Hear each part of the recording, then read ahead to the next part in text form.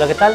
Bienvenidos al curso de literatura. Soy el profesor José Córdoba y vamos a desarrollar la semana 4 referente al romanticismo, al realismo y la literatura del siglo XX. Pasemos al desarrollo de los ejercicios propuestos para esta semana. Bien, ejercicio 1. Indique la alternativa que completa correctamente el siguiente enunciado. Una de las consecuencias de la oposición al neoclasicismo fue que los románticos exaltaron, ¿no? Dice, ¿no?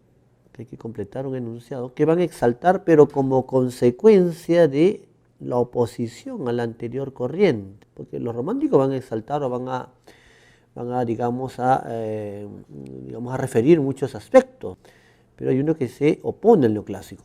Debido a que la propuesta previa al romanticismo privilegiaba, la propuesta previa dice, o sea, el neoclásico, ¿qué privilegiaba? A ver, los neoclasicistas, ¿verdad? O el neoclasicismo fue la corriente anterior, donde predominaba lo racional, la razón y la moral era muy importante en la corriente neoclásica, pero evidentemente su carácter racionalista. A ello los románticos van a exaltar pues la subjetividad, los sentimientos, ¿no? Es un rasgo preponderante. Muy bien, entonces la respuesta sería la D. Los románticos exaltan la subjetividad, los sentimientos, debido a que la propuesta anterior privilegiaba lo racional. A ver, ¿y por qué no la A? Dice, profesor, los románticos van a, digamos, exaltar también la naturaleza, pero no es una consecuencia exacta de la oposición o rechazo al neoclasicismo, ¿eh? Además que la propuesta previa no es que privilegiaba el carácter normativo, sino lo racional. Por ejemplo, acá, ¿por qué no la ve? Profesor, los románticos exaltaron la libertad creadora. Es un rasgo también muy destacado del romanticismo. Pero luego dice, la propuesta previa privilegió lo grotesco, falso. Los románticos fueron los que exaltaron también lo grotesco. La imaginación, dice, ¿no? Digamos que eso también es un rasgo típico del romanticismo. Pero el individualismo no es un rasgo previo al romántico. Los románticos fueron individualistas, el culto al yo, ¿no? Por eso se descartan las otras alternativas. La respuesta entonces, la clave es la D. Ejercicio 2. Fragmento de la novela Las cuitas del joven Werther. ¿Qué manifiesta este fragmento? Dice, Carlota volvió a coger su labor y se retiró a su cuarto, presa de una turbación espantosa y con el corazón agitado por siniestros presentimientos. Tan pronto quería ir a arrojarse a los pies de su marido y confesarle la escena de la víspera, la turbación de su conciencia y sus terribles temores, como desistía de hacerlo, preguntándose de qué serviría aquel paso. Podía esperar que su marido, atendiendo a sus ruegos, corriese inmediatamente a la casa de Werther. Este fragmento corresponde al momento en que Carlota está desesperada porque Werther ha mandado pedir las pistolas, ¿verdad? Diciendo pues que se iba de viaje, y ella teme lo peor. No le ha contado pues a Alberto, su esposo, una escena anterior donde Werther le roba un beso a ella. Muy bien. Teniendo en cuenta entonces este contexto, a partir del fragmento, vamos a ver la secuencia de verdad o falsedad. Carlota está turbada, eso es correcto, lo menciona incluso el fragmento, está turbada porque no puede corresponder a Werther. Eso no es el motivo de su angustia, ¿no? El motivo de su angustia es que teme que Werther pues tome una fatal decisión. Por eso este enunciado es falso. Se infiere que el criado de Werther ya fue por las pistolas, correcto. Werther mandó pedir las armas con un criado, ¿no? Por eso la angustia de Carlota que teme algo peor, verdadero. Carlota presiente que Werther acabará con su vida, justamente, ¿no? Ese es el temor de Carlota. Alberto decide impedir el suicidio, ¿no? En este fragmento, y en la obra Alberto no va a impedir el suicidio, ¿verdad?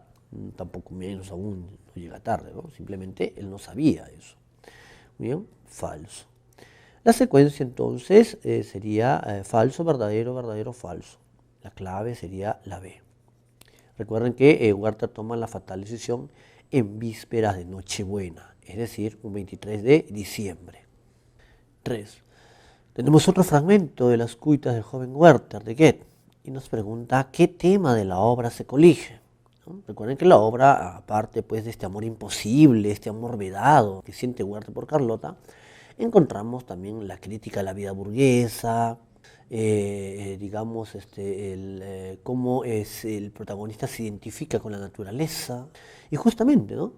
Si uno revisa este fragmento, Werther está describiendo de una manera exaltada la naturaleza, los árboles, las plantas, las hojas, ¿verdad? La belleza de todo este entorno natural. ¿Muy bien? Y luego dice, si yo pudiera expresar todo lo que siento. Entonces, lo que hace este personaje, ¿verdad?, es que se muestra muy sensible con la belleza de la naturaleza. Justamente es un rasgo también del romanticismo, ¿no? Como el romántico identifica sus estados sentimentales con la naturaleza. Hay una idealización de este entorno natural. La respuesta entonces sería la C. Profesor, ¿y por qué no la A? Dice, el amor inspirado en la descripción del paisaje. Lo describe, lo idealiza, pero no lo asocia a el amor que siente por Carlota. Por eso esto de acá se anula, ¿no? Esto de aquí, mejor dicho, anula el enunciado. Dice, el elogio de la vida pasible, dice la B, ¿no? Vida pasible es algo muy genérico, habría que aquí especificar, ¿no? Aquí es la naturaleza lo que está describiendo de una manera exaltada. Dice, la naturaleza fomenta los sentimientos amorosos. Si bien hay descripción de la naturaleza, pero, repito, no hay una relación, ¿no? O como que es, digamos, la causa de su sentimiento pues, por Carlota, ¿no? No lo está relacionando en este fragmento. Ejercicio 4. La novela realista que aparece en Francia durante la segunda mitad del siglo XIX recrea minuciosamente ambientes y contextos en donde se desenvuelven los personajes. Esto se logra mediante la. Muy bien, el realismo, ¿no?, esta corriente literaria que va a surgir pues casi a mediados del siglo XIX en Francia, ¿no?, tiene como una de sus características pues recrear el entorno histórico, ¿verdad?, el ambiente social en el cual se desenvuelven los personajes, ¿verdad? Ahora, la recreación de este entorno, contexto social e histórico, el enunciado dice, se logra ¿mediante qué se logra? Justamente, ¿no?, ahí viene el otro rasgo, la descripción detallada, ¿no? Los realistas, en su afán de objetividad, de describir pues la realidad de una manera verosímil, entonces nos van a ofrecernos una minuciosa descripción de los personajes, de su ambiente social, de su ambiente histórico, ¿no? Entonces, la descripción es un elemento constante que va a ser empleado por los escritores del realismo europeo. Ejercicio 5. Marque la alternativa que contiene los enunciados correctos sobre las características de la obra de Fedor Dostoyevsky. A ver, la importancia de este escritor ruso. Veamos, dice, manifiesta una gran solidaridad con el sufrimiento humano. Este enunciado es correcto. En sus novelas se puede apreciar pues cómo el autor recrea muchos ambientes de pobreza, de miseria, y a ello se le suma pues una gran sensibilidad con el sufrimiento de estos personajes. Algo así como lo que va a mostrar Vallejo, ¿no?, haciendo la comparación, ¿no?, ya en el siglo XX, en Poemas Humanos, por ejemplo. Este enunciado entonces es correcto. ¿Critica la religiosidad cristiana por considerarla decadente? Falso. Más bien, en Dostoyevsky hay una profunda religiosidad. Lo encontramos, por ejemplo, en Crimen y Castigo, donde Sonia encarna justamente digamos, ese afán cristiano que te puede llevar hacia la regeneración. Hay más bien una especie de elogio, ¿no?, no una crítica a la religión. Entonces, falso. Analiza el complicado mundo interior de sus personajes. Correcto. Justamente por eso Dostoyevsky es considerado el iniciador, el verdadero iniciador de la novela psicológica, ya que en él hay un análisis de este mundo interior pues tan complicado de sus personajes. ¿El matiz histórico prevalece sobre la profundidad psicológica? Falso. Prevalece más bien este segundo aspecto. Digamos, ahí está el gran mérito del autor. El matiz histórico entonces no prevalece sobre lo psicológico. Esto es falso. Nos piden solamente los enunciados que son correctos. Entonces, 1 y 3. Clave la A. Ejercicio 6. Secuencia de verdad o falsedad sobre crimen y castigo. Dice. A ver, el protagonista, que es el protagonista, Rodion Raskolnikov, ¿verdad? Abandona la universidad motivado por sus ideas teóricas. A ver, claro, él va a dejar la universidad, ¿no? Pero motivado por su pobreza, la miseria en que vive. Al inicio, pues, Raskolnikov es un intelectual, es un racionalista, pero debido a la miseria en que está, ¿no? Vive en un cuartucho miserable, hay días que no tiene ni para comer, ¿verdad? Eso lo ha llevado a abandonar sus estudios. No sus ideas teóricas en sí, no es que por eso deje la universidad, ¿no? Esto anula entonces el enunciado. Aliona y su hermana son consideradas seres nocivos para la sociedad. Rodion considera que la usurera, Aliona Ivanovna, es un ser perjudicial ya que se aprovecha de la pobreza de los demás, ¿no? Ella pues mediante la usura hace mucho dinero. Él planifica su asesinato y digamos que lo racionaliza y hasta lo justifica. Recuerden pues, ¿no? Hay un móvil antihumanitario, se considera un ser superior. Pero su hermana, Rodion no la considera pues un ser nocivo. Incluso la muerte de la hermana, llamada pues Isabel o Lisabeta, depende de la traducción, no estaba planificada. Incluso tiene que asesinarla para no dejar testigos, aunque él le conocía y era un ser muy bueno, muy caritativo. Entonces la hermana no es considerado un ser nocivo. Falso. Sonia escucha la confesión de Raskolnikov, luego le aconseja entregarse. Justamente, ¿no? Habíamos dicho que Sonia encarna ese amor cristiano, ¿no? Hay una gran religiosidad en Dostoyevsky. Gracias a este amor cristiano de Sonia es que, atendiendo a sus consejos, Raskolnikov se entregará a la justicia. Se dirige a la estación de policía y confiesa su crimen y luego va a ser sometido a un juicio. Este enunciado es verdadero.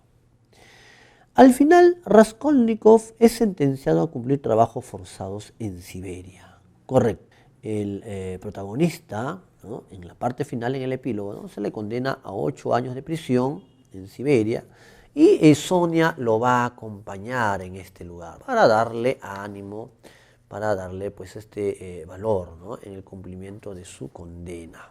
¿Muy bien? Entonces, este último enunciado es verdadero. La secuencia entonces sería la C. Falso, falso, verdadero, verdadero. Ejercicio 7.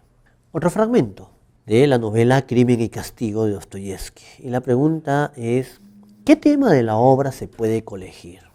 Muy bien. A ver.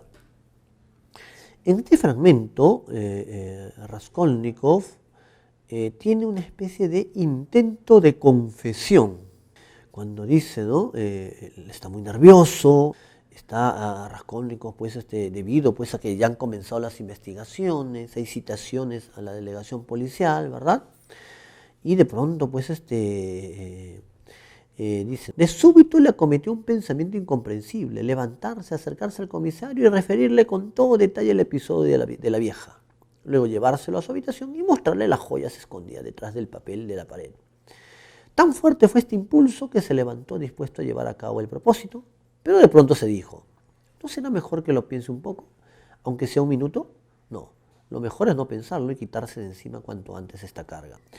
Entonces está, digamos, atormentado por esta conciencia de culpa y está viendo si confiesa o no confiesa el crimen cometido. Entonces el tema se refiere acá a la conciencia que atormenta al personaje y que lo está llevando a una especie de intento de confesión. Clave entonces la D. A ver, ¿por qué no la B? La B dice la confesión sincera del asesino. Acá no está confesando todavía, ¿verdad? Este fragmento es una especie de amague, ¿no? De intento de, digamos, confesar lo que ha cometido. La A que dice, el conflicto ético entre dos tipos de moral, una cristiana y una intelectual. Si bien ese es uno de los temas que aparece en la obra, digamos que aparece aquí tal vez una especie de conflicto intelectual, pero no hay acá todavía, no se muestra esta moral cristiana, no está presente en este fragmento, ¿no? Eso lo anula, ¿no? Ejercicio 8.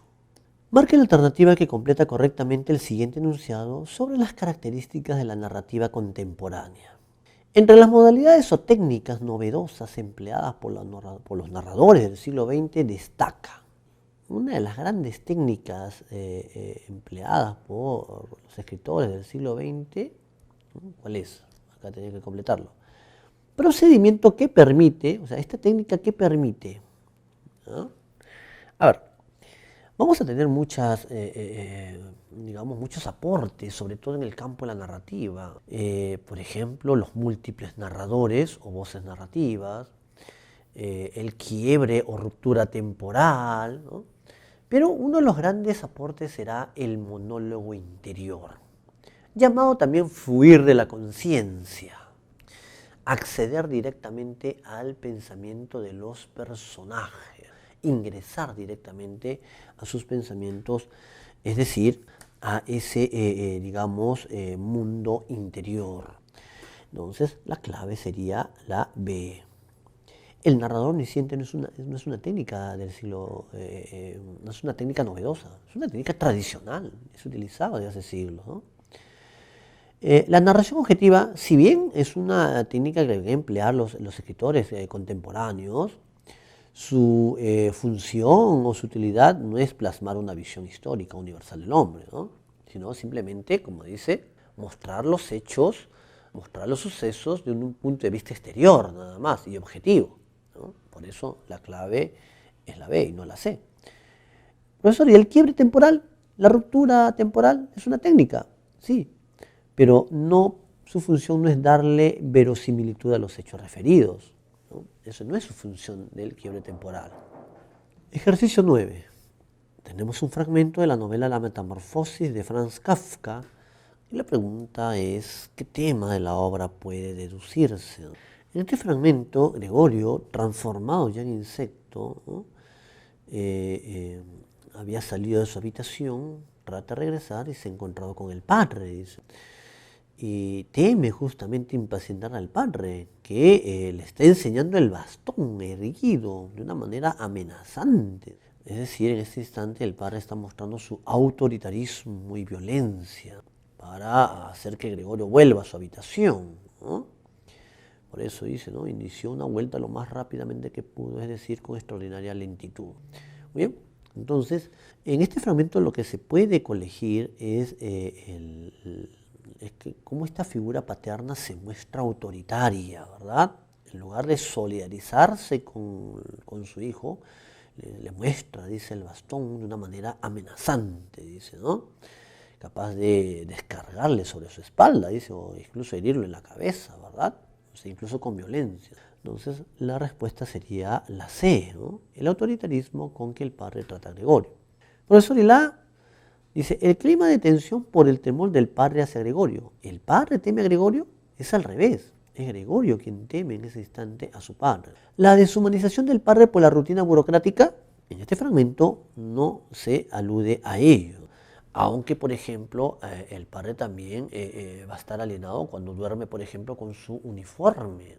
Luego va a conseguir un trabajo y duerme con su uniforme. Ahí habría pues una especie de alienación.